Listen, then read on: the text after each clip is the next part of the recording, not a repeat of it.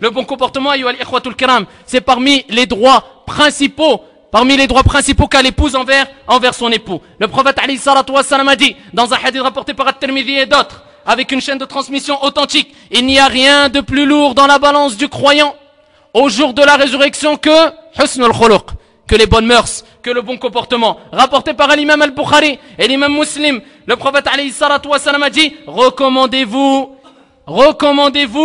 la bonté envers les femmes.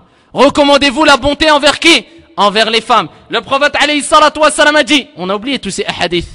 Le prophète alayhi salatu wassalam a dit, et le hadith est rapporté par l'imam al-Tirmidhi rahimahullah ta'ala, bisanadin sahih, min hadith Abi Hurayrata radiyallahu anhu wa arda, le croyant dont la foi est la plus parfaite.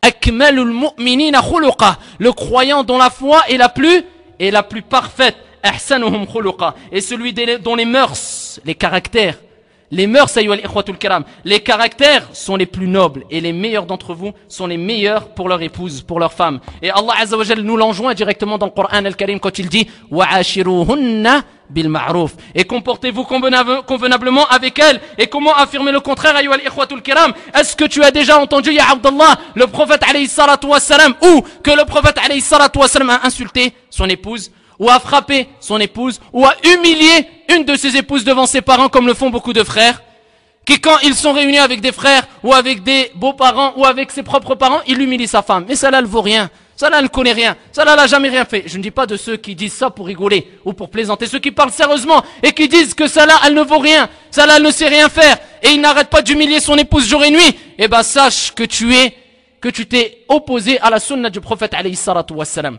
Car le prophète alayhi salatu wassalam, ayyuha al-ikhwatul kiram, est le meilleur des exemples, comme Allah l'a dit dans le Coran. Et vous avez certes dans le comportement ou dans le message d'Allah un excellent exemple.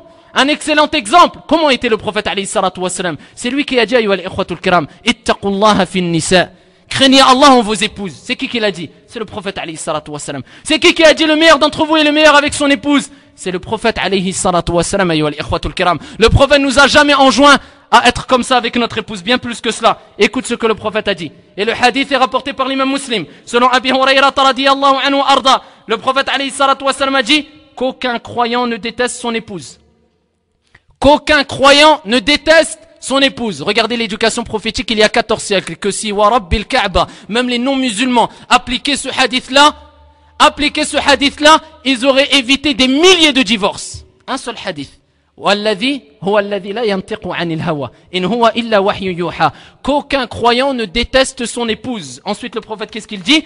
Qu'aucun croyant ne déteste son épouse s'il n'aime pas en elle certains traits de caractère, et il en est d'autres qu'il appréciera certainement. Si tu n'aimes pas des choses en elle, cherche les bons côtés. Car l'islam nous enjoint toujours de regarder les bons côtés du frère et de la sœur, et de ne pas faire comme certains le font, les détecteurs d'erreurs, chez les frères et chez les sœurs.